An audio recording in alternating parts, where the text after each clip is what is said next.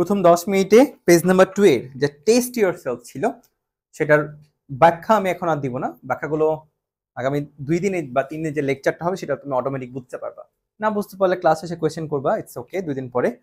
এখন যে বিষয়টা আসবে যে এখানে আমি 27টা কোয়েশ্চেন দিয়েছি, খুবই বেসিক থেকে কোয়েশ্চেন সেটআপ দেওয়া আছে এবং এইগুলোই মূলত আমি লিখে সেটা বেশি বেশি আলোচনা করেছি। হ্যাঁ, 1 নম্বর উত্তর দেখো, he is fond of fishing. The underlined word is gerund নাকি পার্টিসিপল নাকি ভার্ব নাকি অ্যাডজেক্টিভ? কি হবে आंसर? জেরান্ড। ঠিক আছে, কি দেখে বুঝছো? Preparation plus verb plus science. He gave up, আচ্ছা কি হবে? He gave up dash tennis, কি হবে? প্লেইং। সি নাম্বার, বাহ ভালো পড়ছো তো। Swimming is good for health, কি হবে answer? Gerund. Do not move into the running, কি হবে? It's an adjective. There is no credit in earning money illegally, the, কি হবে? একটু আগে তো বললো তোমরা preparation plus verb plus science হলে কি হবে? জেরান্ড হবে। ইন একটা প্রিপোজিশন না, সো কি হবে आंसर? জেরান্ড। কিন্তু ভগ্ন ভয়ে দেখা যাবে না, কারণ এই প্রিপারেশন আছে। ওই জন্য আমি 9টা স্টেপ দেখাইছিলাম, 10টা স্টেপ দেখাইছি। ওকে, হলে আমি ব্যতিক্রম বলে দিতাম, ব্যতিক্রম নাই, এটা preparation plus verb plus science হলে জেরান্ড হবে। 6 নাম্বার, বাই ওয়ার্কিং হার্ড, এটা কি হবে? তাহলে তো ওই যুক্তি অনুযায়ী নিঃসন্দেহে পার্টিসিপল হওয়া উচিত, কিন্তু কি পার্টিসিপল? No, it's gerund. কারণ কি? Preparation plus verb plus science দিয়ে শুরু হচ্ছে। Which of the following sentence doesn't have a gerund? Yes, 7 A. Reading is an excellent habit. Here the underlined word is gerund. He said that he was a good student. In the sentence participle principal clause is he said. No, answer হবে A, he said. ব্যাখ্যা দেব না। 10 number, 10 number answer কি হবে? It's an dependent clause. 11 number answer কি হবে? Compound sentence. 12 number answer কি হবে? It's a phrase. Walking along the road, it's a phrase. To read English news daily is my favorite hobby. This is a simple sentence. 14 number, you must work hard else you will fail. Yes, compound sentence. 15 number, he became a politician. Here became transitive verb. Tai, it's a linking verb. 15 B number হচ্ছে linking verb. Dead is a man living. এগুলো ব্যাখ্যা সাথে পাবা, সমস্যা নেই। 17 number, perfect participle নাকি present participle নাকি হবে? হ্যাভিং দিয়ে শুরু হয়েছে, perfect participle having plus V3। 18 number, 16 এ হবে ভাই, রিডিউস ক্লজ হয়েছে। 17 নাম্বার কি বললাম? বি। 18 নাম্বার आंसर কি হবে? It is very difficult to write which of the following is example of verbal noun? B number, the এবং অফের মাঝে ভার্ব প্লাস আইন হলে সেটা কি হয়? সাধারণত verbal noun. Verbal noun is close two gerund. Verbal noun is close two, noun আসছে না, নাউন মধ্যে জেরান্ড না, তাহলে close two gerund. 20 number, participle suddenly finding, adverb plus verb plus হলে কি হবে? পার্টিসিপল হয়। 20 নাম্বার কি হবে? প্রেজেন্ট পার্টিসিপল, দেখা মাত্রই হয়ে যাবে মিলি সেকেন্ডে, কারণ কমার পরে সাবজেক্টিভ ওয়ার্ড আছে। এটা आंसर কি হবে? কে পারে? Yes, he watched the boat floating. কিন্তু কি জানো, যদি বেস ফর্ম থাকতো তাহলে কি হতো? বেস ফর্ম হতে পারতো, কারণ এটাকে ওয়াচের পরে I watched the baby cry. ওকে, এটা অ্যাকচুয়ালি এরকম হচ্ছে, he watched the boat which was floating down, হ্যাঁ, হুইচ আর ওয়াচটাকে রিডিউস করে ফ্লোটিং করা হয়েছে। হ্যাঁ, I have my car repaired, the boy playing. তারপরে 24 নম্বর, ফ্যাক্টিটিভ। 25 নম্বর,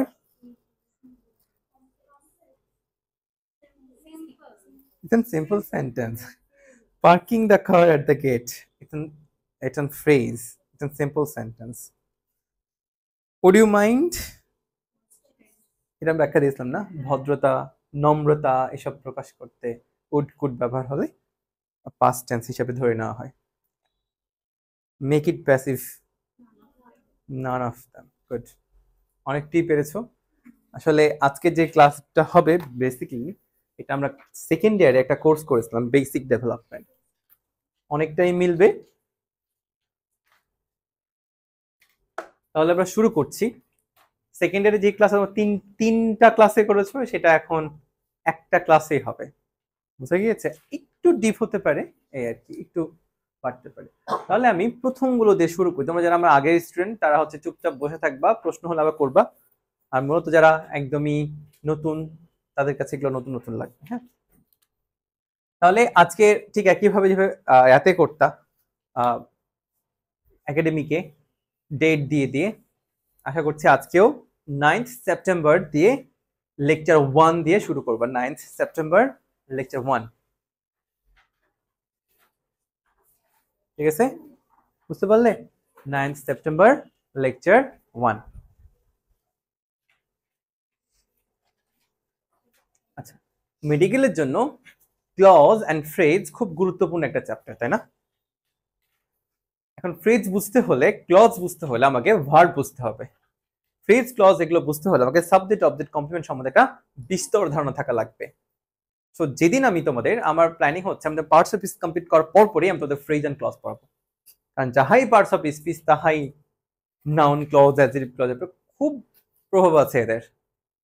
ওকে, কারণ যেটা সিঙ্গেল ওয়ার্ড হিসেবে ধরি আমরা এটাকে নাউন অ্যাডজেক্টিভ এভাবে বলি, আর ক্লজ আর ফ্রেজের ক্ষেত্রে সেগুলো কি হয়, গ্রুপ গ্রুপ গ্রুপ ধরে হয়, মানে গ্রুপ অফ ওয়ার্ডস হয়ে যায়। তো তার আগে এই জন্য প্রথমত 15টা বা 10-12টা ক্লাস, 15টার মতো ক্লাস আমরা পার্টস অফ স্পিচের উপর ইন ডেপথ নিব, ঠিক আছে? তো আমি একটু দেখি তোমাদের কি অবস্থা, মনে আছে কিনা। দেখো, যদি আমি খুব কমন একটা সেন্টেন্স লিখছি, দেখো 1 নাম্বার দিয়েই লিখছি, আবার এটা একটা ব্যাখ্যাও দিচ্ছি। যদি এরকম বলি যে he gave me a flower, he gave me a flower, সে আমাকে একটা ফুল দিয়েছিল। হ্যাঁ, 2 নাম্বার দিই এরকম যে we made him, we made him captain, আমরা তাকে ক্যাপ্টেন বানিয়েছিলাম। যদি এইরকম দুটো সেন্টেন্স দেই, তাহলে আমি যদি বলি এই দুটো সেন্টেন্স থেকে প্রথমত যে কাজটা একদম স্টার্টিং লেভেল বলতে আমি যেটা বুঝি, সাবজেক্ট আর অবজেক্ট আমাকে বুঝতে হবে। ওকে, মহিমা বলো তো উপরের সেন্টেন্সে কটা সাবজেক্ট আছে, কটা অবজেক্ট আছে? হি হচ্ছে সাবজেক্ট একটা, আর না, জাস্ট নরমালি বলে যে অবজেক্ট কে কে এখানে, মি। তাহলে এ ফ্লাওয়ার কে, এ ফ্লাওয়ারও একটা অবজেক্ট, রাইট? আচ্ছা আমি বলি ডিরেক্ট, এটা নিয়ে একটু কাহিনী আমি বলবো, যেহেতু এখন অ্যাডমিশনে একটু বড় বড় আসবে, ব্যাখ্যা আসবে। তো হি গেভ মি এ ফ্লাওয়ার, এখন বিষয়টা হচ্ছে যদি আমি এরকম করি যে নর্মালি আমরা যেটা বুঝি একটা সাবজেক্ট অবজেক্ট বের করতে বল, আর গেভ তো এখানে ভার্ব, তাই না? তো ভার্ব থেকে যখন আমাদের বলা হয় যে সাবজেক্ট বের করো অবজেক্ট, তখন আমরা কি করি, কে বা কারা দ্বারা প্রশ্ন করে সাবজেক্ট পারে, কি বা কাকে দ্বারা অবজেক্ট বলি, তাই না? এটা খুব কমন। বাট আমি যদি বলি this pen is costly, okay, this pen is costly, এটাকে প্রশ্ন করো কে কস্টলি না কি কস্টলি, কে কস্টলি না কি কস্টলি, কি কস্টলি। আর কি দ্বারা প্রশ্ন করে অবজেক্ট পাওয়া যায় শিখেছে, তাহলে কি দিস পেন এখানে অবজেক্ট, সাবজেক্ট না, সাবজেক্ট। এটারও ব্যাখ্যা আমরা আস্তে আস্তে ক্লাস শেষের দিকে বুঝবো। আচ্ছা, তো প্রথমত এভাবে মনে রাখবা, যেতে মানে বড় হয়েছ, খেয়াল রাখবা যে মূল ভার্বের আগে যে একটা নাউন অথবা প্রোনাউন থাকবে, হ্যাঁ, যে নাউন বা প্রোনাউন থাকে তাকে বলা হয় সাবজেক্ট, ওকে। আর মূল ভার্বের পরে যে নাউন বা প্রোনাউনটা থাকে তাকে বলা হয় অবজেক্ট। মূল ভার্বের আগে যে নাউন বা প্রোনাউন থাকে বলা হয় সাবজেক্ট, আর মূল ভার্বের পরে যে নাউন বা প্রোনাউনটা থাকে তাকে বলা হয় অবজেক্ট, রাইট? এই সাবজেক্টটা যখন দেখতে পাই আমরা ব্যক্তিবাচক হয়ে গেছে, এই সাবজেক্টে যখন কি হবে, ব্যক্তিবাচক হয়ে যাবে, তখন আমি এই ভার্বকে কি করব, কি বা কাকে দ্বারা কোয়েশ্চেন করব। এই কি বা কাকে দ্বারা কোয়েশ্চেন করে আমরা যা যা উত্তর পাবো তাই তাই হচ্ছে অবজেক্ট। এবার তুমি একটু প্রশ্ন করো, কে দিয়েছিল, কলম দিয়েছিল, সরি এ ফ্লাওয়ার, এটা ফুল দিয়েছিল, কাকে দিয়েছিল, আমাকে। তার মানে আমি দুটো করে অবজেক্ট পাচ্ছি। সো এটাও একটা অবজেক্ট, এটাও একটা অবজেক্ট, এটাও একটা অবজেক্ট, এটাও একটা অবজেক্ট। কিন্তু একটা জিনিস দেখো, একটা ব্যক্তি একটা বস্তু, এই ব্যক্তি বস্তুর ভিত্তি করে অবজেক্ট গুলোকে আবার দুই ভাগে ভাগ করা হয়। একটাকে বলা হয় ডিরেক্ট অবজেক্ট আর একটা বলা হয় ইনডিরেক্ট, যেটাকে বাংলায় বলে মুখ্য কর্ম, আর একটা হচ্ছে কি গৌণ কর্ম। এখন দেখো, এই বস্তুগুলোকে বলা হয় ডিরেক্ট অবজেক্ট আর ব্যক্তিগুলোকে বলা হয় ইনডিরেক্ট অবজেক্ট। প্রশ্ন হচ্ছে ভাইয়া, ব্যক্তিকে কেন ইনডিরেক্ট অবজেক্ট হতে হবে? ভালো করে খেয়াল করো, অবজেক্ট বলতে সাবজেক্ট মানে যে কাজ কাম করে, বস্তু কি কোনো কাজ করতে পারে? ব্যক্তিরাই কাজ করে, রাইট? তাই তো তারা সাবজেক্ট হয়। আর অবজেক্ট বলতে যাকে উদ্দেশ্য করে কিছু একটা করা হয়, তো অবজেক্ট আর কাজ কাম করে না। মানে অবজেক্ট বলতে আসলে বস্তুকে আমরা বুঝি, তাই বস্তুটা নিজেই একটা সরাসরি কি হয়ে যাবে, ডিরেক্ট অবজেক্ট হয়ে যাবে। বস্তুটা নিজে একটা ডিরেক্ট অবজেক্ট। ব্যক্তি যেহেতু কাজ করে, কিন্তু এখানে যেহেতু সে অবজেক্টের স্থানে বসছে বলে তাকে আমরা অবজেক্ট বললেও আমরা তার কি বলবো, ইনডিরেক্ট অবজেক্ট বলবো। ঠিক আছে, তাহলে আমরা ব্যক্তিকে কি বলবো, ইনডিরেক্ট, আর বস্তুকে বলবো ডিরেক্ট অবজেক্ট। ঠিক আছে, আচ্ছা এতটুকু বললে তো হয়ে গেল কাজ, তাই না? কিন্তু এখানে একটা কাহিনী আছে। যদি আমি এইভাবে লিখি যে আই লাইক হিম, আমি তাকে পছন্দ করি, আনিকা বলো হিমটা কি অবজেক্ট? বলবা ভাই এটা একটা ব্যক্তিবাচক অবজেক্ট। ইটস ওকে, ডিরেক্ট নাকি ইনডিরেক্ট? বলো। তাহলে শুধুই অবজেক্ট। যদি শুধুই অবজেক্ট থাকে তাহলে তার ডিরেক্ট আর ইনডিরেক্ট বলে কোনো কথা থাকে না, সে সে সরাসরি ডিরেক্ট অবজেক্ট হয়ে যাবে। এখন ধরো আমি, তুমি জানো যে ব্যক্তি হলে কি হবে, ইনডিরেক্ট, আর বস্তু হলে ডিরেক্ট। এখন পরীক্ষায় তোমাকে কি করেছে, দুটো অবজেক্ট না দিয়ে সিঙ্গেল অবজেক্টটা বলছে, বের করে এটা ডিরেক্ট অবজেক্ট নাকি ইনডিরেক্ট। সবাই তো লাগা ইনডিরেক্ট অবজেক্ট, কারণ ভাইয়া বলছে ব্যক্তি হলে এটা ইনডিরেক্ট মারবি, কিন্তু এটা এখানে ইনডিরেক্ট। অর্থাৎ ব্যাখ্যা হচ্ছে যখন কোন একটা সেন্টেন্সে একটাই অবজেক্ট থাকবে, কোন একটা সেন্টেন্সে একটা অবজেক্ট থাকবে, সে ব্যক্তি হোক আর বস্তু হোক, যাই হোক না কেন, সে সরাসরি অবজেক্ট, মানে কি, সে ডিরেক্ট অবজেক্ট। ওকে, ক্লিয়ার? তাহলে এটাকে আমরা কি বলবো এখন, ডিরেক্ট অবজেক্ট। ব্যাখ্যাটা লিখে দিবা যে বাক্যে যদি একটি অবজেক্ট থাকে তাহলে এটা অলওয়েজ কি হবে, ডিরেক্ট অবজেক্টই হবে।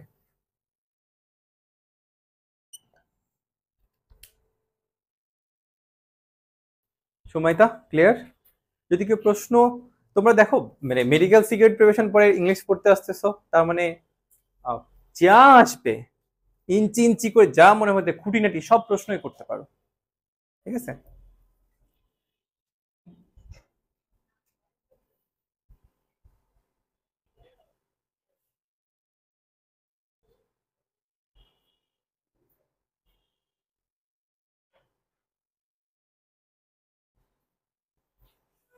ক্লিয়ার এতটুকু? আচ্ছা, এবার আমি যদি বলি কেনই আমাদের ডিরেক্ট ইনডিরেক্টটা খুব ভালো করে জানা দরকার। তোমাদের আমি মেডিকেলে কোয়েশ্চেনগুলো সলভ করতে বলেছিলাম, করেছো কেউ? হোমওয়ার্ক হিসেবে দিয়েছিলাম, পুরো একটা লেকচার শিট, একটা শিট দিয়েছিলাম, করেছো? সলভ করেছো? কোনো কোয়েশ্চেন আসছে? যদি এসে থাকে, যদি নাও করে থাকো, নেক্সট ক্লাসে অর্থাৎ মানে আগামী সোমবারের ক্লাসে এটা আমি পুরো এসে এসে আমাকে আগে মনে করে দিবা। এসে এসেই আমরা পুরো ওই যে সিকিউরিটি কোয়েশ্চেন অ্যানালাইসিস দিলাম, ওটা পুরোটাই হবে। মানে আমাকে প্রশ্ন করবে, এটা শুক্রবারের দিন বিকাল 5 ঘটিকায় এক্সাম অন হবে। এক্সাম অন কিসের উপর হবে? একটু পরে একটা শীট পাবা, শীটটা আসতেছে, একটু পরে শীট পাবো, ওই শীটে দেওয়া আছে, ওই শীট থেকে হচ্ছে তোমার পরীক্ষাটা হবে। আর সেদিন জেনারেল নলেজের ক্লাস হবে। ওকে, এই ক্লাসটাও রেকর্ডেড হবে, জেনারেল নলেজের ক্লাস 1 হবে। আর আগামী সোমবার তখন জেনারেল নলেজের এক্সাম 1 আর মেমোরি বুস্টারের এক্সাম 2। শুরু করবো। প্রতীক অন চেপেছো? আচ্ছা, এটা যেটা বলছিলাম যে আমি প্রায় দেখবা মেডিকেলে 2-1 বছর পর পরে ভয়েস থেকে কিন্তু কোয়েশ্চেন আসে, দেখেছো কি? আসে 2 বছর 1 বছর পর পর আসেই।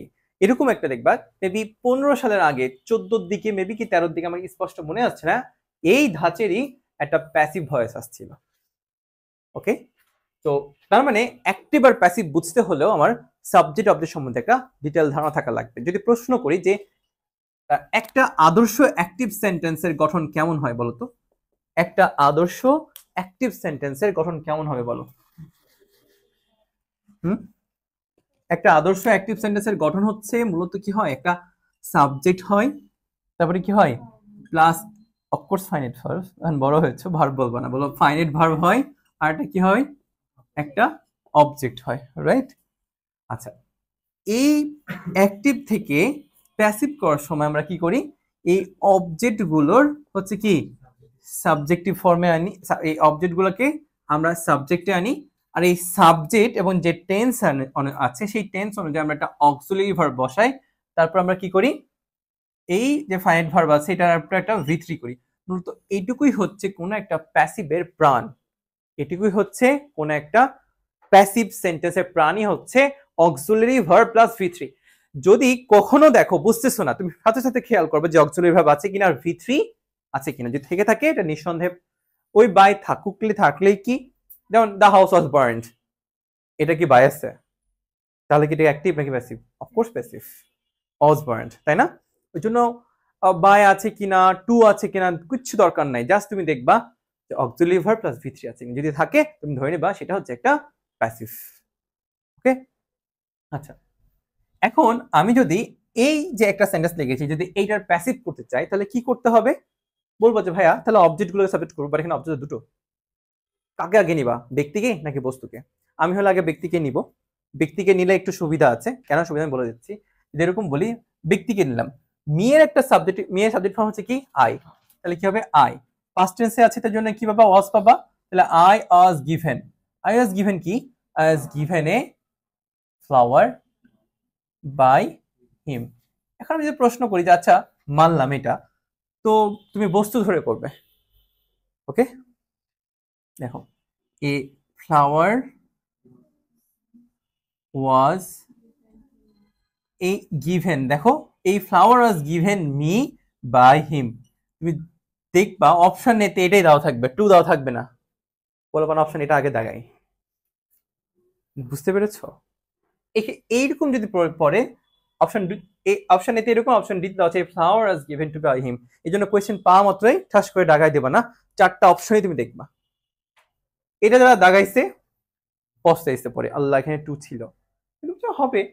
এখন প্রশ্ন হচ্ছে যে ভাই এখানে টুটা আসলে কেন হয়, কেন কেন টু হবে, টু তো না এই সেন্টেন্স, আমি কেন দেবো? এটা দেওয়ার উদ্দেশ্য হচ্ছে তুমি যখন ব্যক্তিকে বাদ দিয়ে বস্তুকে, তুমি যখন ব্যক্তিকে বাদ দিয়ে বস্তুকে সাবজেক্ট হিসেবে কাউন্ট করবো তখন ব্যক্তিবাচকের আগে একটা প্রিপোজিশন টু দেওয়া লাগে, অর্থগত কারণে দেওয়া লাগে, এটা গ্রামাটিক্যাল রুলস অনুযায়ী। তাহলে কি হবে, a flower is given to me by him. হ্যাঁ ফরও হতে পারে, মাঝে মাঝে জন্য বোঝায়, ফরও হতে পারে, এটা বুঝতে পেরেছো? এটা তার মানে কি আমাদের ডিরেক্ট এবং ইনডিরেক্ট অবজেক্টটা বোঝাটা জরুরি। আচ্ছা এইবার যদি বলি উই মেড হিম ক্যাপ্টেন, এইটাকে যদি আমি প্যাসিভ করতে বলি, হ্যাঁ যে we made him captain, Sumaida এটা এটা করো, we made him captain, we made him ক্যাপ্টেনকে তুমি হচ্ছে প্যাসিভ করবা, প্রথমে কিভাবে প্যাসিভ করবা বলো? হি ওয়াজ মেড কি বলো, he was made captain by us. Okay Jesia বলো ক্যাপ্টেন ধরে করে এবার, হবে না, কেন হবে না? ক্যাপ্টেনটা কি এখানে, এটা একটা ফ্যাক্ট, এটা অবজেক্ট, বাট শুধু অবজেক্ট না, ফ্যাক্টিটিভ অবজেক্ট, এটা একটা সহজ একটা নাম আছে যেটাকে আমরা কি বলেছিলাম, কমপ্লিমেন্ট, এটাকে আমরা কি বলেছিলাম, কমপ্লিমেন্ট। হ্যাঁ তো এই কমপ্লিমেন্ট শব্দটার অর্থ কি বলতো, পরিপূরক, অর্থাৎ সমযোগ্যতা সম্পন্ন। ধরো আমি অনেক সময় বলি না যে আমি তো যেতে পারলাম না, আমার কমপ্লিমেন্টারি হিসেবে আরেকজনকে পাঠালাম, মানে আমি যা পারবো সেও তা পারবে, মানে সমযোগ্যতা সম্পন্ন, তখন কি বলে একে অন্যের পরিপূরক বলা হয়। তখন দেখো যেই হিম সেই ক্যাপ্টেন না, এখানে যেই হিম সেই তো ক্যাপ্টেন, একই রকমই না। আচ্ছা তাহলে এই একই রকম বলে এটা এটা কি হয়ে যাবে, কমপ্লিমেন্ট হয়ে যাবে, আর ওটাও অবজেক্টই থাকবে, হিম অবজেক্ট থাকবে। এখন প্রশ্ন করতে পারো ভাইয়া এই ফ্লাওয়ার ধরে তো আমি প্যাসিভ করে ফেলছি, তাহলে ক্যাপ্টেন ধরে কেন কেন করতে পারবো না? কারণ ক্যাপ্টেন তো অবজেক্টই না, কিন্তু কমপ্লিমেন্ট, ইউনিট অবজেক্ট, অবজেক্টকে তুমি সাবজেক্টে রূপান্তর করতে পারবে, কিন্তু কমপ্লিমেন্টকে তোমাকে কমপ্লিমেন্ট হিসাবেই রাখতে হবে, অন্য কোনো কিছু হিসাবে এটাকে করা যাবে না, তাই কমপ্লিমেন্ট ধরে প্যাসিভ করা যাবে না। এটা ব্যাখ্যা আরো আছে, আমি এখন শেষ করিনি। এখন দেখো যেহেতু যেই হিম সেই ক্যাপ্টেন, যেই ক্যাপ্টেন সেই হিম, এবার বলো যে এই কমপ্লিমেন্ট গুলো আবার দুই প্রকার, কি কি জানো? একটা হচ্ছে সাবজেক্টিভ কমপ্লিমেন্ট আর একটা হচ্ছে কি অবজেক্টিভ কমপ্লিমেন্ট। সাবজেক্টকে রিপ্রেজেন্ট করলে সাবজেক্টিভ কমপ্লিমেন্ট, অবজেক্টকে রিপ্রেজেন্ট করলে অবজেক্টিভ কমপ্লিমেন্ট। কমন সেন্স কি বলে, এটা কি সাবজেক্টিভ কমপ্লিমেন্ট নাকি objective complement? Objective complement, right. গঠনগত কারণে এই অবজেক্টিভ কমপ্লিমেন্টটাকে কি বলা হয়? ফ্যাক্টিটিভ ভার্ব বলা হয়। কি বলা হয়? ফ্যাক্টিটিভ অবজেক্ট বলা হয়, ফ্যাক্টিটিভ অবজেক্ট বলা হয়। বুঝতে পেরেছো? গঠনগত কারণে এই কমপ্লিমেন্ট মানে অবজেক্টিভ কমপ্লিমেন্টটাকে কি বলা হয়? Factitive object. আর এই ফ্যাক্টিটিভ অবজেক্ট যুক্ত ভার্বটাকে কি বলা হয়? ফ্যাক্টিটিভ ভার্ব বলা হয়। এখন তুমি তো এই স্ট্রাকচারটা শিখে গেছো, তাই না? এই স্ট্রাকচার অনুযায়ী যে কোনো সেন্টেন্স বলে তোমরা প্যাসিভ করতে পারবে না। এখন যদি এরকম বলি যে হি মেড মি চেয়ারম্যান, তাহলে হি মেড মি চেয়ারম্যান, তাহলে এটার প্যাসিভ কি হবে? I was made chairman by him. ওকে, আচ্ছা আমরা এরকম আরো পড়েছি না ছোটবেলায়, উই ইলেক্টেড হিম চেয়ারম্যান, তাহলে এটা কি হবে? হি ওয়াজ ইলেক্টেড কি চেয়ারম্যান বাই আস। আচ্ছা যদি এরকম বলি যে he called me bro, he called me bro, সে আমাকে ব্রো বলে ডাকে, এটা প্যাসিভ করতে পারবে না? এখানে যেই মি সেই ব্রো না, তাহলে কি হবে? I was called bro by him. একটা স্ট্রাকচার জেনে গেলে এখন এটা দিয়ে তুমি যে কোনোটাই প্যাসিভ করতে পারবা। আচ্ছা তাহলে তোমাদের কমপ্লিমেন্টের ব্যাপারটা ক্লিয়ার হয়েছে, অবজেক্টিভ কমপ্লিমেন্ট। এখন যেটা বলছিলাম যে কমপ্লিমেন্ট হচ্ছে দুই ধরনের, ফ্যাক্টরিটিভ অবজেক্ট ক্লিয়ার হয়েছে। আচ্ছা বলছিলাম কমপ্লিমেন্ট হচ্ছে দুই ধরনের, একটা হচ্ছে সাবজেক্টিভ কমপ্লিমেন্ট আর হচ্ছে কি অবজেক্টিভ। অবজেক্টিভ কমপ্লিমেন্ট ক্লিয়ার হয়েছে, এবার একটু সাবজেক্টিভ কমপ্লিমেন্ট নিয়ে বলি। দেখো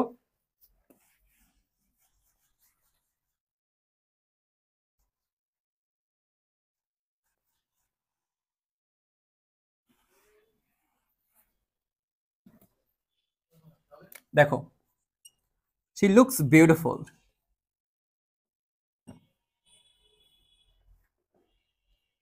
she looks beautiful,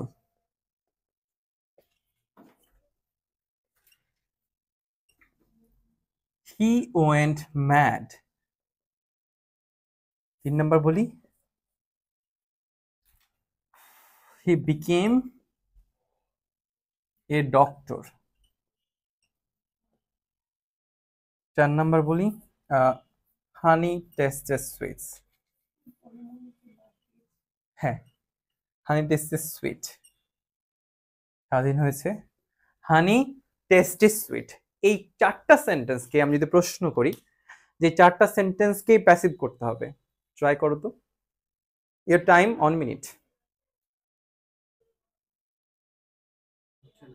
এই চারটার তিনটাতে হবে না, আচ্ছা লাস্টটা হবে। কেন হবে? প্রথমে দেখো এখানে যেই বিউটিফুল সেই হিনা, যেই ম্যাড সেই হিনা, যেই ডক্টর সেই হি, যেটাই সুইট সেটা, এমন কোনো হানি নাই যেটা কিনা খাইতে খুবই ঝাল বা তিতা। হানি মিন্স এটা sweet.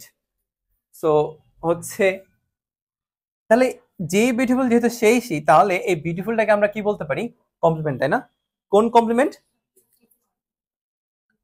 Subjective complement, subjective complement. Okay, কি হবে? সাবজেক্টিভ কমপ্লিমেন্ট, কারণ এটা সাবজেক্টকে রিপ্রেজেন্ট করছে। দেখো ম্যাড এটাও সাবজেক্টিভ কমপ্লিমেন্ট, ডক্টর এটাও সাবজেক্টিভ কমপ্লিমেন্ট, সুইট এটাও সাবজেক্টিভ কমপ্লিমেন্ট, তাই না? দেখো তো এই বিউটিফুল আর সিকে লিংক করেছে কে? লুকস। ম্যাড আর ওয়েন্ট কে, ম্যাড আর হিকে লিংক করেছে ওয়েন্ট। ডক্টর আর হিকে লিংক করেছে বিকেম। আর সুইট আর হানিকে লিংক করেছে টেস্ট। এই লিংক করার কারণে এগুলো কি বলবো আমরা? লিঙ্কিং ভার্ব বলে। সবাই হচ্ছে কি লিঙ্কিং ভার্ব, কারণ লিংক করেছে। কাকে লিংক করেছে? সাবজেক্ট এবং কমপ্লিমেন্টকে তারা লিংক করেছে। ওকে, তাহলে তোমাকে যদি প্রশ্ন করি হোয়াট ইজ লিঙ্কিং ভার্ব, বলতে পারবে না? বলবে সাবজেক্ট এবং কমপ্লিমেন্টের মাঝে যে ভার্বটি থাকে তাকে আমরা কি বলি? লিঙ্কিং ভার্ব বলি। ক্লিয়ার? এবার লিঙ্কিং ভার্ব দেখো, তার মানে এটা মোটামুটি ক্লিয়ার। এখন কথা হচ্ছে ভাই লিঙ্কিং ভার্ব তো বুঝলাম, ইংরেজিতে আসলে কতগুলো ভার্ব আছে যারা লিঙ্ক হিসেবে কাজ করতে পারে জানা আছে? জিনিয়া বল কতগুলো ইয়ে আছে, লিঙ্কিং ভার্ব আছে ইংরেজিতে, যেগুলো লিঙ্কিং ভার্ব আওতাভুক্ত? এরকম প্রায় 18টা ভার্ব আছে। পৃথিবীতে ভার্বের অভাব নাই, বাট মাত্র 18টা ভার্ব আছে, যে 18টা ভার্বই শুধুমাত্র কি হতে পারে, লিঙ্কিং হতে পারে, এর বাইরে হতে পারে না। তবে এই 18টা ভার্ব সবসময় লিঙ্কিং হবে এমন কোনো কথা না। কখন লিঙ্কিং হবে?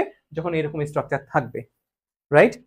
তাহলে হানি টেস্ট সুইটস, তাহলে টেস্টের এখানে লিঙ্কিং ভার্ব, রাইট? আচ্ছা, এই 18টা লিঙ্কিং ভার্ব মনে রাখার একটা উপায় আছে, এটা আমরা অ্যাডজেক্টিভের ক্লাস আলোচনা করব। আমি জাস্ট একবার র্যান্ডমলি বলছি।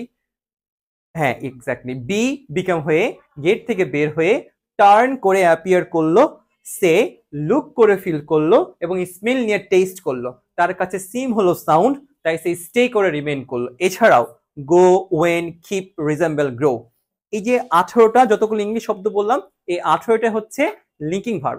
এই লিঙ্কিং ভার্বটা জানা খুব জরুরি, কারণ এই লিঙ্কিং ভার্বগুলো পার্টস অফ স্পিচ আইডেন্টিফিকেশনেও অনেক সহায়তা করে। আমি একটু পরে বলে দিচ্ছি। আবার এই 18টা লিঙ্কিং ভার্ব মনে রাখার উপায় আমরা অ্যাডজেক্টিভের ক্লাসে শিখবো, তখন আমরা এটা নিয়ে একটু ডিটেইলে শিখবো। আপাতত মনে রাখবা যে এই 18টা ভার্বই শুধুমাত্র লিঙ্কিং হতে পারে, তবে সবসময় নাও হতে পারে। যেমন যদি এরকম বলি, সে লুকস অ্যাট মি, এখানে লুক কি লিঙ্কিং ভার্ব? নো। যদি এরকম বলি, হি টেস্টেড দ্য ম্যাঙ্গো, টেস্ট এখানে লিঙ্কিং ভার্ব? নো, বাট এরা লিঙ্কিং ভার্বে আওতাভুক্ত, কিন্তু এরা এখানে লিঙ্কিং হিসেবে কাজ করছে না। মাত্র এই 18টা ভার্বই সর্বোচ্চ লিঙ্কিং হিসেবে কাজ করতে পারবে। এবার দেখো, লিঙ্কিং ভার্বের পরে যদি একটি ওয়ার্ড থাকে, সেটা কি হয়? অ্যাডজেক্টিভ হয়। খেয়াল করো, লিঙ্কিং ভার্বের পরে একটি ওয়ার্ড থাকলে কি হয়? দেখো খেয়াল করো, তাহলে কি এটাকে আমরা কি বলতে পারি? অ্যাডজেক্টিভ। এটা কি বলতে পারি? অ্যাডজেক্টিভ। ডক্টর কি অ্যাডজেক্টিভ? লিঙ্কিং ভার্বে কি একটা ওয়ার্ড আছে না দুটা? এক্স্যাক্টলি, এই জন্য দুটো থাকলে কি, এই আর্টিকেলটাই ওই আর্টিকেল না, আর্টিকেলের পর একটি ওয়ার্ড থাকলে নাউন, এটা আমরা জানি। আর যদি তুমি আর্টিকেল ধরো, এমন অপশন আছে আর্টিকেল অপশন নাই, এটাকে তুমি অ্যাডজেক্টিভ বলতে পারবে না? পারবে। ডেট্রিমেন্টাল অ্যাডজেক্টিভ বলা হয় এটাকে। এটাকে চাইলেও তুমি অ্যাডজেক্টিভ বলতে পারো। ওদিকে আমরা যাবো না, যেহেতু জানি ডিটারমিনার নামে একটা টার্মই আছে আলাদা। সো আমি এটাকে ধরে নেবো ডিটারমিনার, এন্ড এরপরে একটি ওয়ার্ড আছে, তাই কি হয়েছে? নাউন। তার মানে লিঙ্কিং ভার্বের পরে একটি ওয়ার্ড থাকলে কি হয়? সেটা অ্যাডজেক্টিভ হয়। তবে ওটা তো মূলত কমপ্লিমেন্ট। এই কমপ্লিমেন্ট গুলো তো, এই যে বলছি না, এই সাবজেক্টিভ কমপ্লিমেন্ট গুলো আবার দুই প্রকার, একটা নাউন কমপ্লিমেন্ট, একটা অ্যাডজেক্টিভ কমপ্লিমেন্ট। বুঝতে পারলে? এই আমরা তো শিখলাম না কমপ্লিমেন্ট দুই ধরনের, সাবজেক্টিভ, অবজেক্টিভ। অবজেক্টিভ আগে শিখলাম, সাবজেক্টিভ এখন শিখলাম। এই সাবজেক্টিভ কমপ্লিমেন্টকে চাইলে আমরা দুটো ভাগে ভাগ করতে পারি, একটা নাউন কমপ্লিমেন্ট, একটা অ্যাডজেক্টিভ কমপ্লিমেন্ট। বলো তো এটা কি কমপ্লিমেন্ট? এটা, এটা, এক্স্যাক্টলি এটা। তার মানে লিঙ্কিং ভার্ব মধ্যে কি করলো? পার্টস অফ স্পিচ আইডেন্টিফাই করতেও সুবিধা করলো। লিঙ্ক আপ গুলো বুঝতেছো? এরা কিন্তু একে অন্যের সাথে খুব লিঙ্কড। আরেকটা বলি, এই যে লিঙ্কিং ভার্ব গুলো, এটা দেখো ভালো করে, যে আমরা লিঙ্কিং ভার্ব যখন চলে আসছে, অ্যাক্টিভ ভার্ব যখন বলে ফেলছি, ভার্ব নিয়ে একটু, ভার্ব মানে কি? ভার্ব মানে ক্রিয়া, তাই না? ক্রিয়া মানে কাজ করা, রাইট? ছোটবেলা থেকে তাই শিখেছে, যাওয়া, খাওয়া, ঘুমা। ঘুমা তো কোনো কাজ না, তারপরেও কিন্তু সেটা কি কাজের মধ্যে পড়ে। স্লিপ ধরো, বা বসা, দাঁড়িয়ে থাকা, সবগুলো কাজ মানলাম। কিন্তু ভালো করে খেয়াল করে দেখো, যদি বলি হি ওয়েন্ট, সে যায়, বা সে গিয়েছিল, হি ওয়েন্ট, সে গিয়েছিল, এখানে হি কাজ করলো না? যদি বলি আই ফাইন্ড, আমি খুঁজি, কাজ না?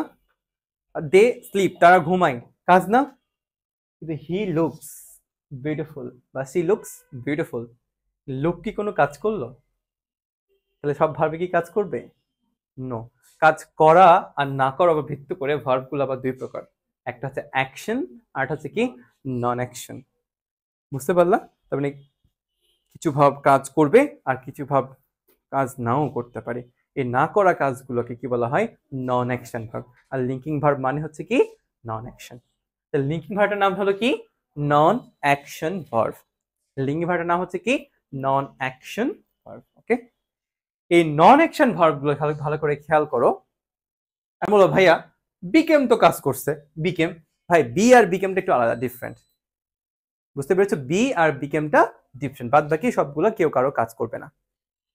এবার একটু খেয়াল করতে ভালো করে, যে যদি এমনটা হয় যে ধরো বলছি এই যে C looks beautiful, he went mad, he became a doctor, honey taste sweets, প্রত্যেকটা ক্ষেত্রে একটা কমন একটা ব্যাপার দেখো, যখন আমরা বলছি looks, she looks beautiful, he went mad, he became a doctor, প্রত্যেকটাতে বলেছে ভাই এগুলো সবই বুঝলাম, লিঙ্কিং ভার্ব এটা বুঝলাম, এটা বুঝলাম, এটা বুঝলাম, প্রত্যেকটা বুঝলাম, এবং এটাও বুঝলাম যে লিঙ্কিং ভার্ব। কিন্তু একটা জিনিস খেয়াল করবা যে যখন আমি বলছি না নন অ্যাকশন ভার্ব, এই নন অ্যাকশন ভার্বগুলো একটা যোগ্যতা হচ্ছে কি, যোগ্যতা না, এটা অযোগ্যতা, সে তার নিজস্ব অর্থ প্রকাশ করতে পারে না। ভালো করে খেয়াল করে দেখো, যদি অর্থ প্রকাশ করতো, খুব হাস্যকর অর্থ হতো এর, সে সুন্দরের দিকে তাকায়, সে পাগলের কাছে গিয়েছিল, হানি স্বাদ গ্রহণ করলো মিষ্টির। বুঝতে পেরেছ? তার লিঙ্কিং ভার্ব, সে কি করবে, লিঙ্কিং ভার্ব গুলো চেনার একটা উপায় হচ্ছে সে তার নিজস্ব অর্থ প্রকাশে অক্ষম, এটা একটা লিঙ্কিং ভার্বের বৈশিষ্ট্য। আচ্ছা, তার লিঙ্কিং ভার্ব গুলো কে বলা হয় নন অ্যাকশন ভার্ব, এবং এরা এদের একটা বৈশিষ্ট্য, এরা তার নিজস্ব অর্থ প্রকাশ করতে পারে না। ব্যতিক্রম বি আর বিকাম। আমরা এই পর্যন্ত ছিলাম তাই না, বলছিলাম যে লিঙ্কিং ভার্ব গুলোকে কি বলা হয়, নন অ্যাকশন ভার্ব বলা হয়, এবং এই ভার্বগুলো তার নিজস্ব অর্থ প্রকাশে অক্ষম। যে সকল ভার্বগুলো নিজস্ব অর্থ প্রকাশে অক্ষম তারাই কিন্তু সাধারণত এই লিঙ্কিং হিসেবেই আচরণ করতে পারে। ওকে, এতটুকু সবাই ক্লিয়ার হয়েছে? এখন প্রশ্ন হতে পারে যে আচ্ছা ভাইয়া, এই যে আমরা বললাম যে এইগুলোর একটাও তো প্যাসিভ হবে না, প্রথম ব্যাখ্যা হচ্ছে যে তো অবজেক্টই নাই, তাই না? যদি তাই হয় তাহলে হানি টেস্ট সুইট, এটার answer no passive, no passive, no passive. এটার আবার অ্যান্সার হয় এরকম যে honey is tasted sweet, honey is tasted, honey is tasted sweet. ঠিক আছে, এটা তো আবার প্যাসিভ হচ্ছে, তাহলে ডিফারেন্সটা আসলে কোথায় বলতো? এতে প্রত্যেকটা সাবজেক্ট হচ্ছে ব্যক্তি, তাই না? কিন্তু একমাত্র এটা সাবজেক্ট হচ্ছে বস্তু, তাতে কি হয়েছে? গ্রামারের অবশ্যই কিছু একটা হয়েছে, গ্রামার একটা টার্ম আছে, এই টার্মটাকে বলা হয় কোয়াসি প্যাসিভ। নাম শুনেছো? Quasi passive, quasi passive. ঠিক আছে, তবে এই কোয়াসি প্যাসিভের কারণটা হয়, তবে এটা একটা ব্যাখ্যাও দিব আমি, চাইলে লিখতে পারো ব্যাখ্যাটা এভাবে, যে লিখো লিখো লিখো সাধারণত সাবজেক্টিভ কমপ্লিমেন্ট যুক্ত সেন্টেন্স গুলোর প্যাসিভ হয় না। লিখো সাবজেক্টিভ না, কমপ্লিমেন্ট যুক্ত সেন্টেন্স গুলো সাধারণত কি হয় না, প্যাসিভ হয় না। লিখেছো? কমপ্লিমেন্ট যুক্ত সেন্টেন্স গুলোর সাধারণত প্যাসিভ হয় না, তবে তবে এদের সাবজেক্ট যদি ব্যক্তি না হয়ে বস্তু হয়ে যায়, তখন কোয়াসি প্যাসিভের নিয়ম অনুযায়ী এদেরকে প্যাসিভ করতে হয়। লাইট ঠিক আছে?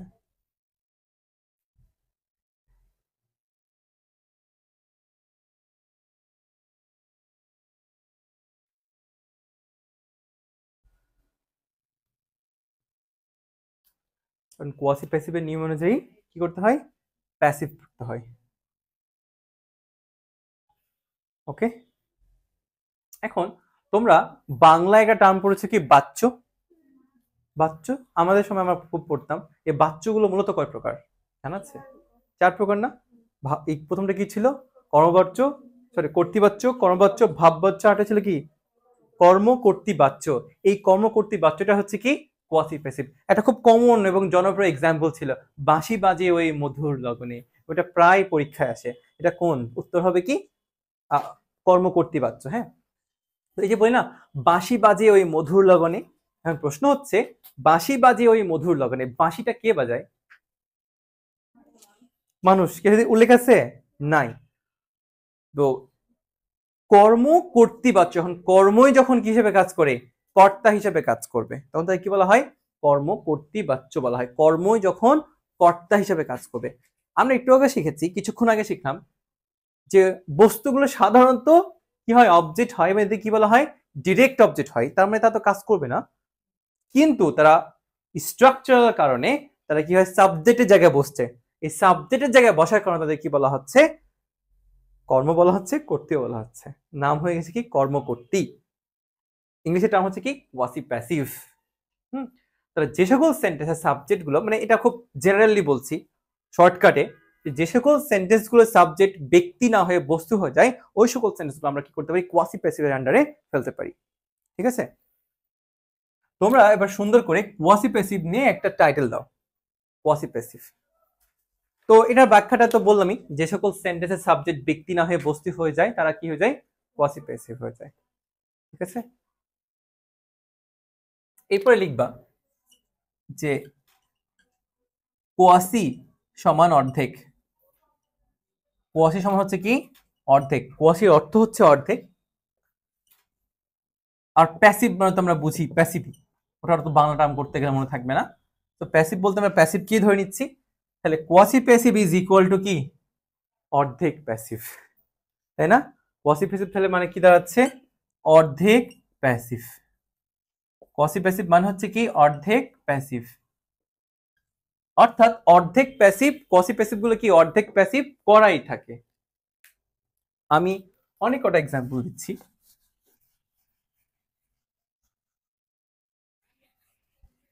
এর মধ্যে একটা গুরুত্বপূর্ণ ছিল হানি টেস্ট সুইটস। তবে আমি একটু ছোটবেলার দিকে নিয়ে যাচ্ছি, যে ছোটবেলা অনেক করেছো হানি টেস্ট সুইট। ঠিক আছে, যেমন মনে আছে মধ্যে iron feels hard, iron feels hard মনে পড়ে। তারপরে রাইস সেলস চিপ, রাইস, তোমাদের কি ছিল না একটি রাইস, রাইস সেলস চিপ, তাই না? যদি আরেকটা বলি, the pen writes well, the pen, এটা কোন পড়েনি, the pen writes well, okay. The house is building, the house is building, okay. And আরেকটা দিচ্ছি, the book is, the book is printing, so the book is printing. প্রত্যেকটা sentence দেখো এগুলো যে quasi passive, কোনো সন্দেহ আছে? কারণ কি, কারণ প্রত্যেকটা সাবজেক্ট হচ্ছে ব্যক্তি না হয়ে বস্তু হয়ে গেছে, তাই তারা প্রত্যেকটাই কোয়াসি প্যাসিভ। আর কোয়াসি প্যাসিভ মানে কি, অর্ধেক প্যাসিভ। প্রথম দিকে একটা ক্লাসে বললাম, প্রথম সময় যে আমি বললাম যে প্যাসিভ মানে হচ্ছে কি অক্সিলারি ভার্ব প্লাস ভি3। যেহেতু এটা অর্ধেক প্যাসিভ করাই আছে, তাহলে আমরা এখন কি করব, একটা অক্সিলারি ভার্ব ভি3 করলেই কাজ শেষ। তাহলে এখানে কি করব আমরা, হানি ইজ টেস্টেড সুইট। কোনো সমস্যা হচ্ছে কি, নো। আয়রন ফিলস হার্ড, কি করবা, আয়রন ইজ, কারণ কি যে কর্মটাই তো করতে হয়ে যাচ্ছে, আমার তো এক্সট্রা কাউকে নিয়ে দরকার নেই। আয়রন ইজ ফেল্ট হার্ড, এটা কি হবে, rice is sold cheap, right. The pen writes well, কি হবে এটা, the pen is written well. আর দ্য হাউস ইজ বিল্ডিং, কি হবে, yes, the house is being build. আমি জানি তোমাদের প্রত্যেকের মাথায় একটা জিনিস করছে, ভাই ছোটবেলাতে আমরা হইন্দে করছিলাম, হইন্দে কেন করছিলাম না? প্রত্যেকটা কোয়াসি প্যাসিভ, কোনো সন্দেহ নেই।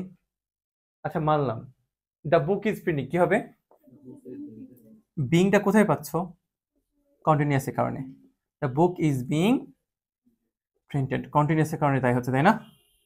The book is printing, the book is being printed.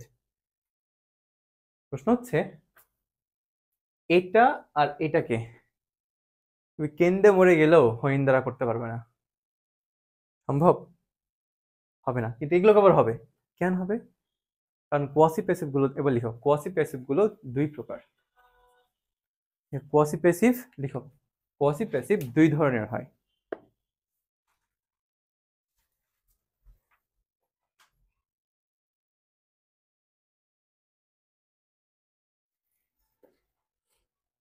Quasi passive দুই ধরনের হয়, কি কি পিজা বলো তো, কি কি কোয়াসি প্যাসিভ মনে আছে? একটা হচ্ছে উইথ কমপ্লিমেন্ট, একটা হচ্ছে উইদাউট কমপ্লিমেন্ট। কোয়াসি প্যাসিভ দুই ধরনের লিখো, একটা হচ্ছে উইথ কমপ্লিমেন্ট, এটা হচ্ছে কি উইদাউট কমপ্লিমেন্ট।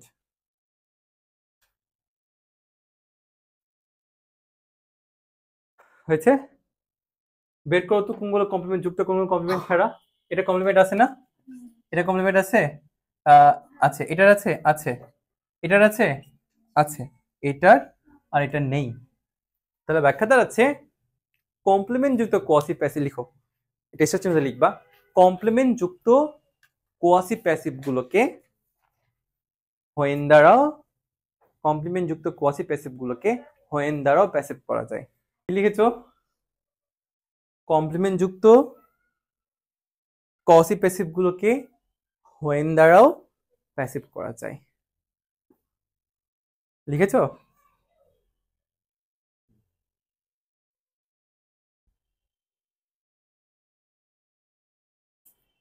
তাহলে কি হবে? হানি is sweet when it is tasted, iron is hard when it is felt, rice is cheap when it is sold, the pen is well when it is written. কিন্তু the book আর হবে? আর হবে না। বুঝতে পারলে?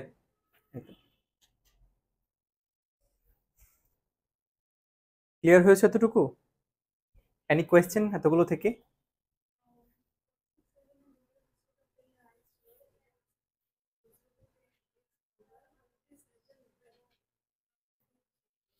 Reason with যেটা লেখা হয়, আমি দেখিনি, এটা হয়তো বা দুটোই হতে পারে, রিজন উইথ যেটা লেখা হয়, কিন্তু সবসময় না প্রিপারেশন যুক্ত করলে না পুরো কাহিনী চেঞ্জ হয়ে যাবে।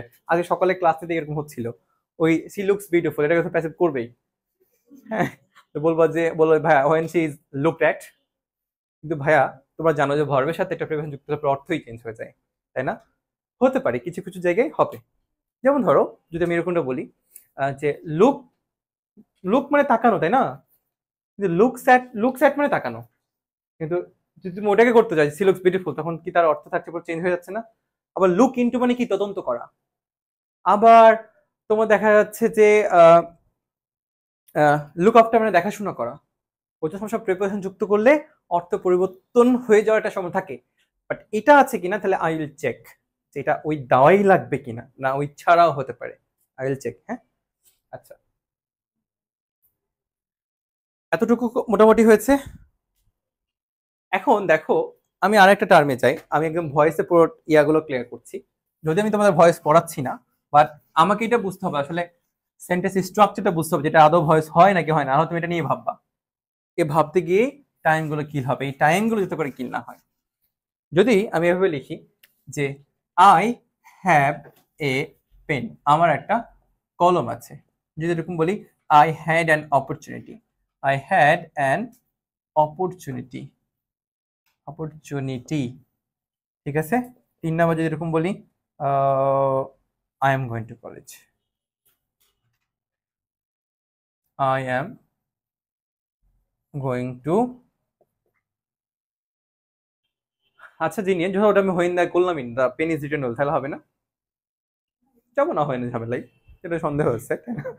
ওই যেমন বলছিলাম ব্যক্তিবাচক অবজেক্ট আর বস্তুবাচক অবজেক্ট, যাবো ওই নাই তোর বস্তুটা, আমি ব্যক্তি ধরে করবো, ঝামেলাগুলো এড়িয়ে যাওয়ার চেষ্টা করবো। হ্যাঁ, I have a pen, I have an opportunity, I am going to college. রাকা, এই তিনটা প্যাসিভ করো।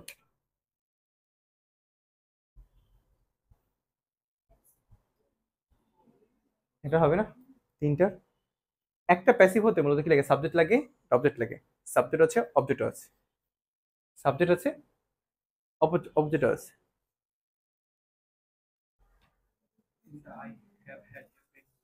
তাহলে কি হলো? টেন্সে চেঞ্জ হলো খালি, হবে না? মনে হচ্ছে হবে না, ব্যাখ্যা কি বলতে পারবো না, কিন্তু হবে না, রাইট? আসলে এগুলো প্যাসিভ একটারও হবে না, এর কারণ হচ্ছে এটা একটা আদর্শ সেন্টেন্স, অ্যাক্টিভের সাবজেক্ট আছে, অবজেক্ট আছে, তারপরে প্যাসিভ হচ্ছে না। কেন হচ্ছে না? এইটা মাঝে মাঝে তোমরা অপশন আকারে আসবে তোমাকে কনফিউজ করার জন্য, বুঝতে পারলে? But you should not be confused. এর কারণ হচ্ছে তুমি যখনই দেখবা যে কোনো একটা সেন্টেন্সে অক্সিলারি ভার্ব গুলো মেইন ভার্ব হিসেবে কাজ করে, তখন তাদের প্যাসিভ আর হবে না, বুঝছো? তাহলে এটার প্রত্যেকটা অ্যান্সার হবে কি? No passive. হ্যাঁ, এটার অ্যান্সার হবে নো প্যাসিভ। তখন বলতে হবে ভাইয়া এটা কেন হবে না? কারণ এটা হচ্ছে ইনট্রানজিটিভ ভার্ব, এখানে অ্যাম গোয়িং হচ্ছে কি ইনট্রানজিটিভ ভার্ব, আমরা জানি ইনট্রানজিটিভ ভার্বের প্যাসিভ হয় না। তাহলে এই দুটো ব্যাখ্যা লিখতে হবে, দুটো ব্যাখ্যা লিখবা এখানে। প্রথমত লিখবা যে প্রথমত লিখবা এভাবে, যে সকল সেন্টেন্সে অক্সিলারি ভার্বগুলো মেইন ভার্ব হিসেবে কাজ করে প্যাসিভ হয় না। তারপর লিখবা ইনট্রানজিটিভ, অর্থাৎ যে সকল ভার্বে অবজেক্ট নেই তাদের প্যাসিভ হয় না। আর লিখবা যে সকল ভার্বের অবজেক্ট নেই তাদের প্যাসিভ হয় না।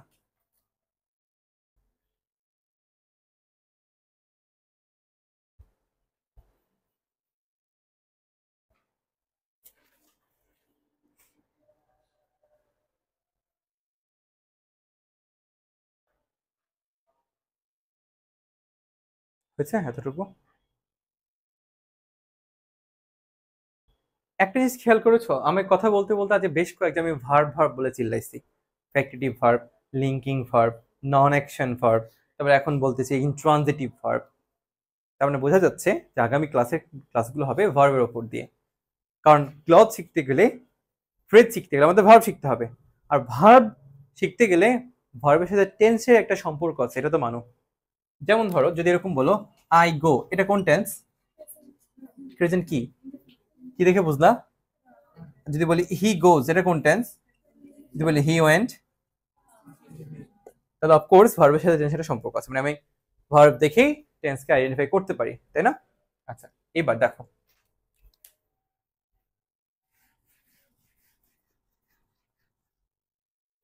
যদি আমি এরকম লিখি যে the class was very interesting. The class was very interesting. হ্যাঁ,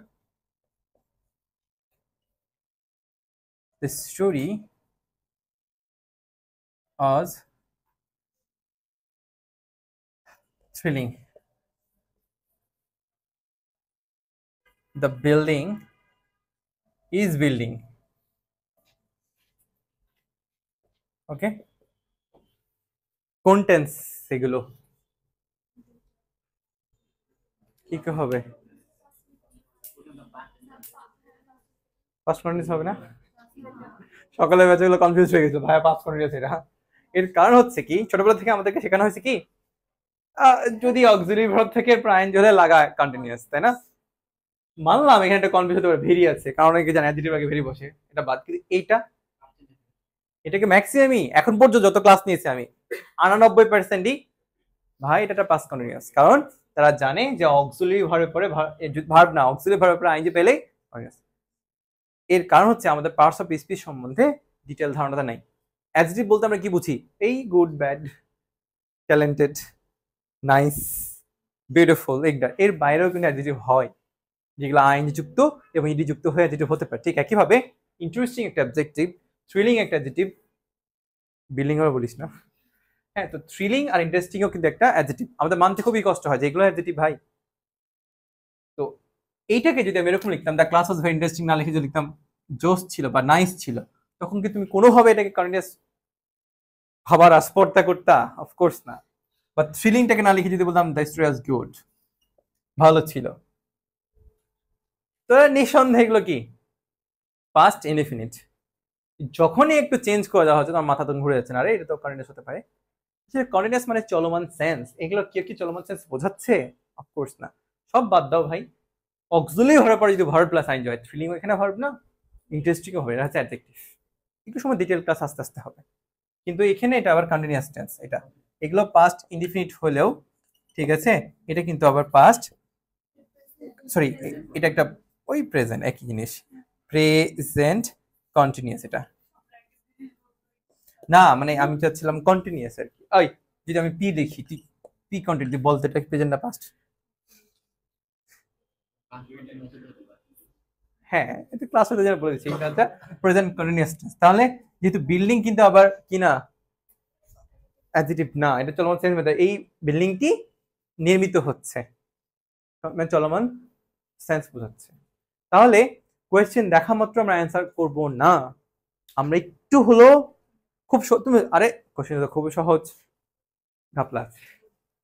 যখনই বলা হয় কোশ্চেন তো জোস, কোয়েশ্চেন সহজ, মানে ঘাপলা আছে। অফকোর্স একটু ভেবে নিবা, 1 সেকেন্ড একটু বেশি সময় নিবা, বা 2 সেকেন্ড, মানে এ বি সি ডি কি আছে অপশনটা দেখে নিও। পা মাত্রই তুমি এ দাগাই দিও না, হুইচ ইজ নট কারেক্ট, তোমার নটটা চোখে পড়ে নাই, কারেক্ট চোখে পড়ছে। অপশনগুলো এমন ভাবে সেট আপ করবে তুমি ওটাই দেখাবা। অথবা অনেক সময় এরকম করবে না, হুইচ ইজ নট ইনকারেক্ট, মানে কি ইজ কারেক্ট, তুমি দেখা মাত্র দেখাই দিচ্ছ, এটা করবে না। এটা খুব কষ্ট লাগবে, বাসায় এখন দেখবে জানলাম আমি এটা পারতাম, এটা কষ্ট অনেক। আমরা ক্লাসের প্রায় শেষ পর্যায়ে আসছি, তবে তার আগে আমি একটা বিষয় বলি। যেহেতু আমরা বলছিলাম যে ভার্ব পড়াবো, ভার্বের আগে টেন্স পড়াবো, আমাদের টেন্স নিয়ে ব্যাপক সমস্যা আছে টুকটাক। টেন্স থেকে তুমি দেখো তো মেডিকেলে প্রতি বছর প্রশ্ন আসে, একটা বছর গ্যাপ দিয়ে দিয়ে টেন্স যদি তুমি কোশ্চেন অ্যানালাইসিস করো। যদি এরকম বলি, এই মহিমা বলতে এটা কোন tense? I had an opportunity, বল কোন টেন্স? Past indefinite, right? যদি বলি এটাকে পাস্ট পারফেক্টে রূপান্তর করো তাহলে কি বলবে? ওকে, এটা কেন এমন হয় আমি তোমাদের বলি, অনেকে ক্লিয়ার না। যদি বলি he went there, he went there, তাহলে কি করতে এটাকে? হি হ্যাড গান দেয়ার করতে না? হি হ্যাড ওয়েন্টের ভিতরে আছে কি গান দেয়ার, তাই না?